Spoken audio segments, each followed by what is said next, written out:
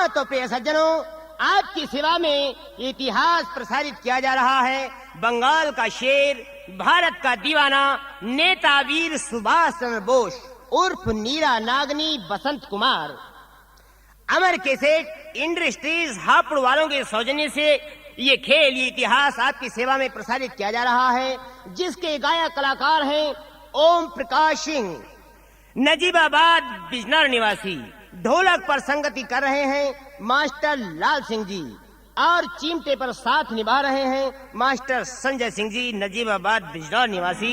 तो सुने भाई ये इतिहास कि नेताजी देशभक्त बन गए और अंग्रेजों ने देशभक्त होने के कारण इनको जेल के अंदर बंद कर दिया। नेताजी डॉक्टर साहब से मिलकर के 3 महीने की छुट्टी प्राप्त कर अपने घर पर कलकत्ते में आ जाते हैं, लेकिन अंग्रेजों को फिर भी विश्वास न हुआ कि ये कोई गड़बड़ नहीं करेगा।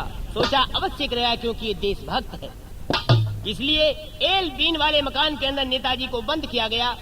मकान के चारों ओर 62 जवान मिलिट्री के पहरे के लिए, और पहरे का इंचार्ज वही जनरंजन दास एसपी साहब नीरा नागनी का पति बनकर आ जाता है। एक रोज भारत माता नेताजी के सपने में आती है और कहती है, बेटा अगर तू देश दीवाना है और देश प्रेमी है तो देश प्रेमी किसी के बंधन में नहीं रहा करते हैं। इस बाढ़ को तोड़कर, इस जेल को तोड़ करके और देश के लिए कुछ कर, नहीं तो तेरे जीवन को धिक्कार। ये भारत माता का उपदेश नेताजी के शरीर में करंट की भांति दौड़ गया और उसी समय तुरंत उठ बैठे। दृष्टि डाली तो ईश्वर की कृपा से जिस मकान के अंदर बंद थे, देखा तो फाटक अचानक खुल गया। देखा पहरेदार सब मूर्छित पड़े हुए हैं। नेताजी ने जो काबुल के पठान की वर्दी अपनी भतीजी से मंगाई थी, भांजी से मंगाई थी, उस बच्ची से मंगाई थी, उस वर्दी को पहन करके, और 2 महीने की दहाड़ी भी बढ़ी हुई थी, अब काबुल के पठान बन गए। पहचान से बहुत दूर की बात हो जाती है और उस मकान से बाहर निकलकर सड़क पर आते हैं। लेकिन गजब ये हुआ कि पहरे का इंचार्ज जनरंजन दास जगा हुआ था। कहने लगा, ठहर जाओ, कौन है, गोली मार दूंगा, रुक जाइए। नेताजी रुक जाते हैं और कहने लगे, हे बाबूजी, मेरा नाम जियाउद्दीन है और मैं यहीं का निवासी हूँ। मेरी पत्नी बीमार है, मैं डॉक्टर को लेने के लिए जा रहा हूँ, इसलिए आप मुझे क्षमा करेंगे और मुझे विलम्ब न करेंगे, कृपा करके मुझे जाने दें। कहा, ठीक है, इस तरह से अकेले रात्रि में नहीं घूमना चाहिए, आपको मालूम होना चाहिए यहाँ पर पहरा लगा हुआ है। तो हाँ प्रिय सज्जनों, एक विशेष बात सुनिएगा। मेरी आवाज की असली कैसेट अगर आप चाहते हैं तो केवल अमर कैसेट ही खरीदेगा।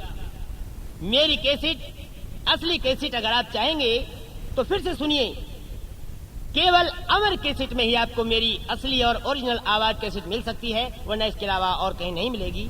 तो इसी उपलक्ष्य में संगीत महल बिजनौर इस कार्यक्रम से अति प्रसन्नचित होकर 101 रुपए का पुरस्कार देते हैं। आपका हार्दिक धन्यवाद। और रामा इलेक्ट्रॉनिक्स 101 रुपए अपनी धर्म की कमाई से ये भी धर्म प्रचार में अर्पित करते हैं, आपका धन्यवाद। और ये है कविता इलेक्ट्रॉनिक्स, सैदपुर चौराहा रोड, शाहपुर खेड़ी। 151 रुपए ये बच्ची भी इस कार्यक्रम को भेंट करती है। सभी के लिए मेरी ओर से हार्दिक धन्यवाद। आप सभी का हार्दिक स्वागत। और इतनी कहकर मौलाना फिर आगे को चल देता है और चलते चलते अपने मन में ये शरण ओम की लेता है।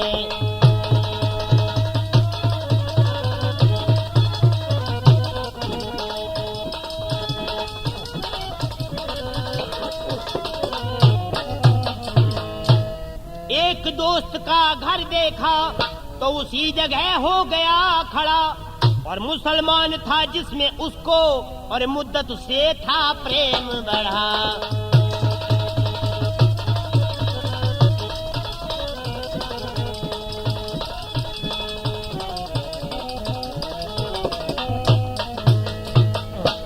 नेताजी जनरंजन के पास से आगे बढ़कर एक मुसलमान अपना दोस्त था, उनके घर पर जाकर खड़े हुए और बोले, भैया आज मेरे सामने कड़ी आपत्ति है, अपनी जीप कार के नंबर उतार करके घर पर रख दीजिए और मुझे यहाँ से दिल्ली स्टेशन पहुँचा दीजिए।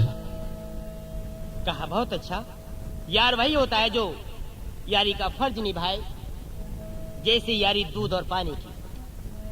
खैर मौलवी साहब ने नेताजी की बात पर विचार किया और अपनी गाड़ी के नंबर उतार कर घर पर रखे और गाड़ी में बैठाकर नेताजी को दिल्ली स्टेशन छोड़ दिया। लेकिन उस वक्त कोई गाड़ी इधर उधर जाने वाली नहीं थी। जिस समय नेताजी स्टेशन पहुंचे उससे 2 घंटे पश्चात एक ट्रेन लाहौर जाने वाली थी। लाहौर का टिकट खरीद कर नेताजी और अब मौलवी साहब की वर्दी में कुरान हाथ में लेकर के सीट पर बैठ जाते हैं और कुरान पढ़ने। हर प्रेमी साथियों, सवेरा हो गया। कैसे? कैसा सवेरा? ऐसा सवेरा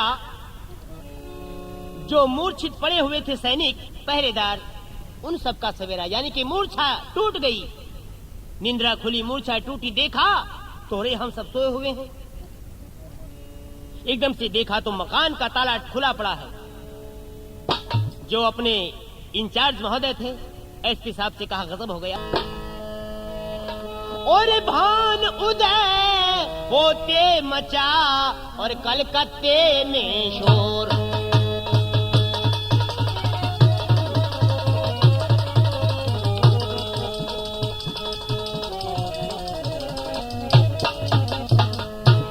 भान उदय होते मचा कलकत्ते में शोर।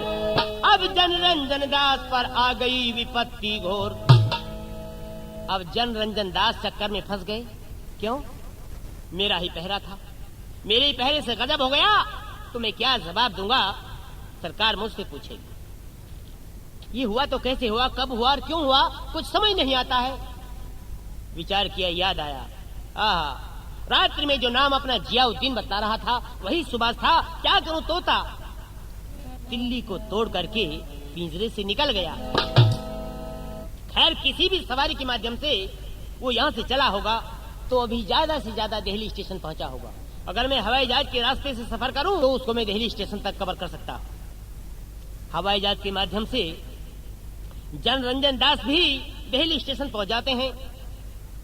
पता किया अब से 2 घंटे पहले, और अब इस बीच में कोई ट्रेन अभी इधर उधर नहीं गई। एक लाहौर जाने वाली ट्रेन खड़ी है, इसी में बैठता हूँ, हो सकता है कुछ इसी में पता।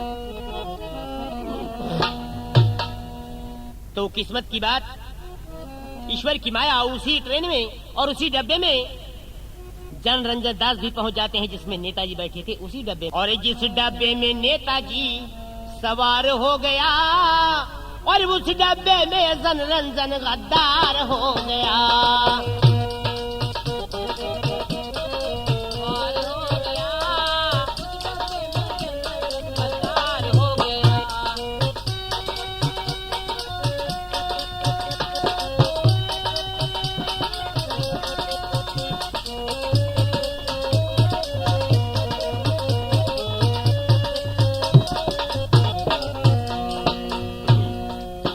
और बैठ गए थे नेताजी सीट पर जाके, पढ़ रहे हैं कुरान हाथ उठा के। तो बैठ गए नेताजी सीट पर जाकर, पढ़ रहे थे कुरान हाथ में उठाकर। और इसको देखा बाद में होशियार हो गया और कोई नहीं जनरंजन गद्दार हो गया।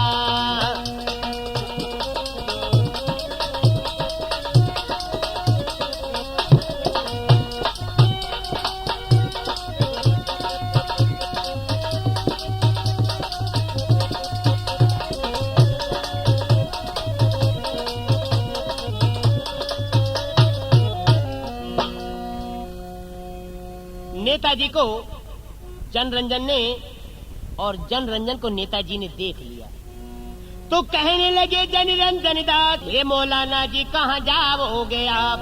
और नेताजी भी करने लगे वार्तालाप और बातें करते चलेंगे रास्ता पार हो गया, बातें करते चलेंगे रास्ता पार हो गया।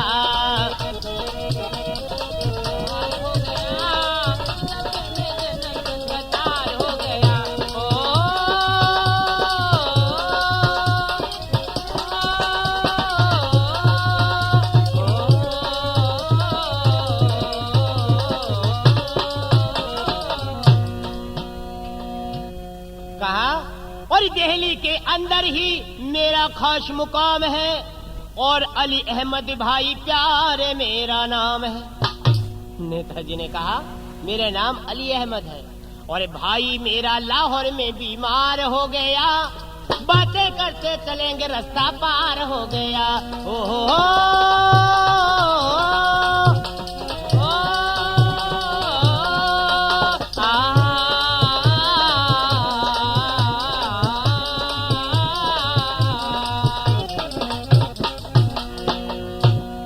तो सोचकर बोला जनरंजन दास, और मेरा भी नाम है प्रेम प्रकाश।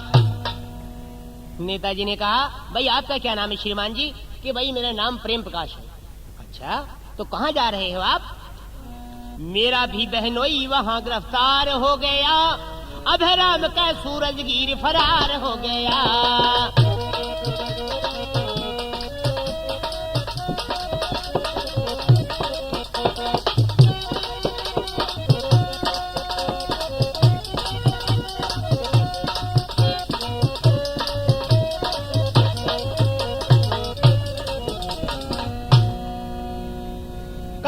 आपका तो भाई बीमार है। और जनरंजन दास ने कहा मेरा बहनोई गिरफ्तार हो गया है वहाँ, इसलिए मैं जा रहा हूं। नेताजी ने कहा सच बतलाओ तो आप झूठ बोल रहे हैं, न ही आपका नाम प्रेम प्रकाश है और न ही आपका बहनोई वहाँ पर गिरफ्तार है।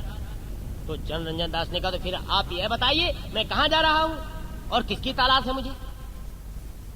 कहा तो आप जा रहे हैं नेता वीर सुभाष चंद्र बोस की तलाश में।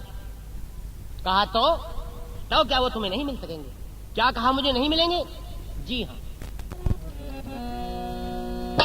बातें करते जा रहे दोनों नौजवान, सुभाष बाबू को देखता या जनरंजन करता ध्यान। आगे चलकर ये गाड़ी किसी स्टेशन पर रुक जाती है। स्टेशन पर टेलीफोन किया, उल्टी मनी को भाती है।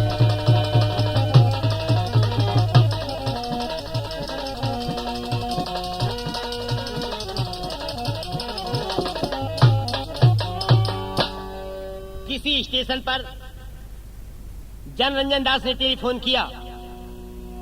हेलो पुलिस स्टेशन जी, क्या बात है? बात यह है मैं नेताजी को अपने पास अपने साथ अपनी हिरासत में ला रहा हूँ, कृपया मुझे पुलिस तैयार मिलनी चाहिए। दुर्भाग्य ये रहा इसका, ये बतलाना भूल गया कि कोतवाली में ही तैयार रहे या मुझे रेलवे स्टेशन मिलनी चाहिए, इतना कहना। तो गाड़ी को चलते चलते लाहौर स्टेशन आ जाता है। उतर मौलवी गाड़ी से एक होटल में घुस जाता है। तो वेश मौलवी त्याग दिया और फ्रांसी साहब बन जाता है। वही पजामा, वही कोट, वही टाई और हैट लगाता है।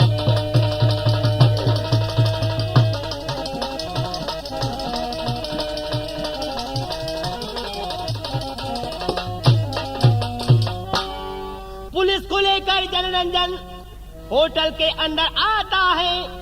सारा होटल छान लिया, कहीं मुल्ला नजर ही नहीं आता है।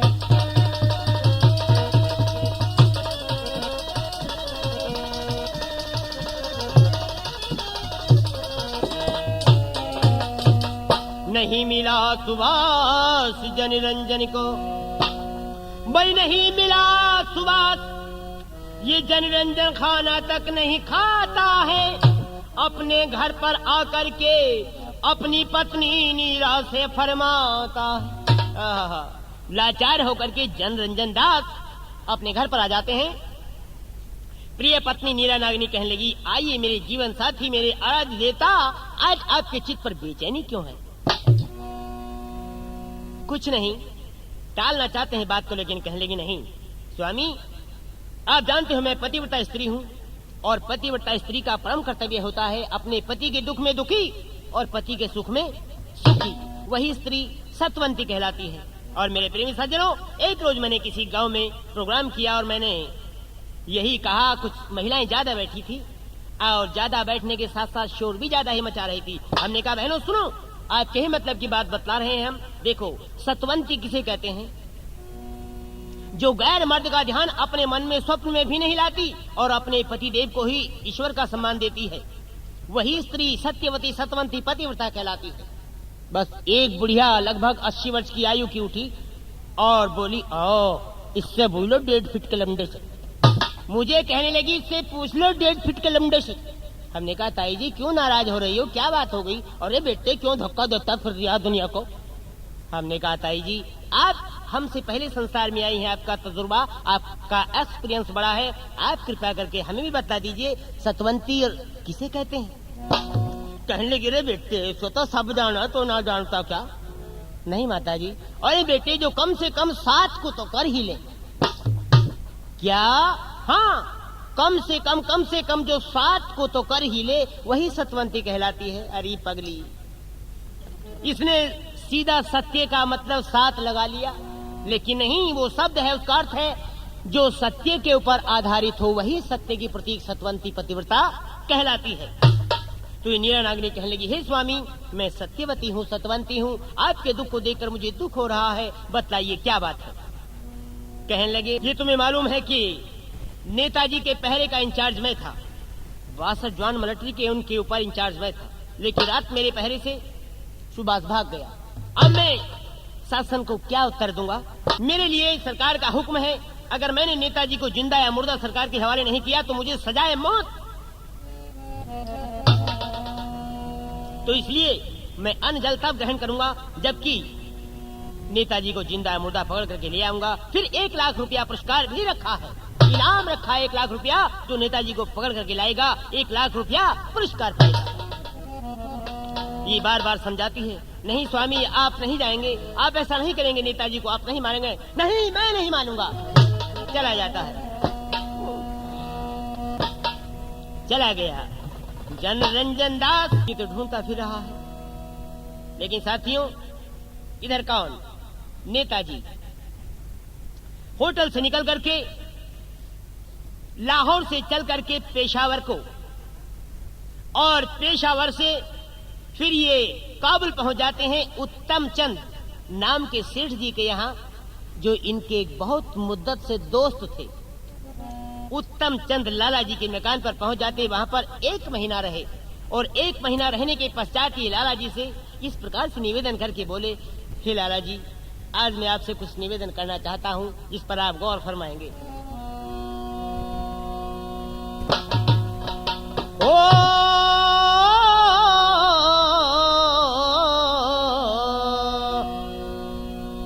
अर्ज करो स्वीकार हमारी,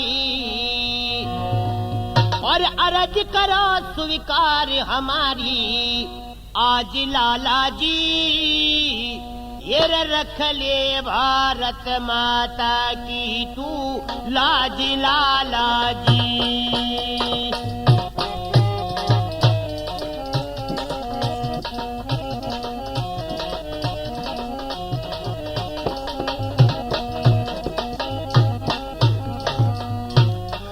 सुख संपत्ति घर की तो त्यागी, देश के लिए बन गया बैरागी।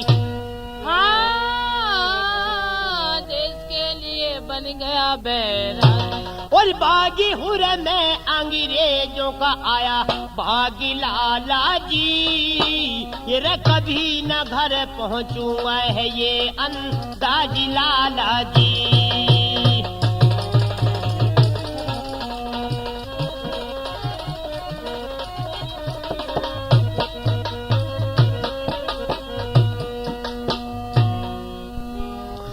रुपए दे दे मुझे 80,000, मेरे पे कर दे ये उपकार, हो मेरे पे तू कर दे ये उपकार, और दान करो या दे वो उधार इसी काजी लाला जी, तेरे रख ले भारत माता की तू लाजी लाला जी।